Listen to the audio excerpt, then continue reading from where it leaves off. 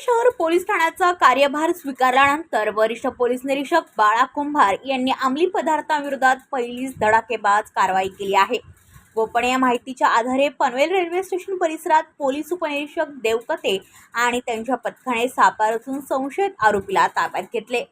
झडती दरम्यान त्याच्याकडे विक्रीसाठी आणलेला 18 किलो गांजा जप्त करण्यात आला। या गांजाची अंदाजे किंमत 9,22,080 रुपये असल्याचे पोलिसांनी सांगितले। आरोपी विरुद्ध अंमली पदार्थ प्रतिबंधक कायद्यान्वये गुन्हा दाखल करण्यात आला असून पुढील तपास सुरू आहे। या कारवाईत पोलीस हवालदार बोरसे, पोलीस शिपाई दत्ता जाधव, मोकळ कराड यांच्यासह इतर कर्मचाऱ्यांनी सहभाग घेतला।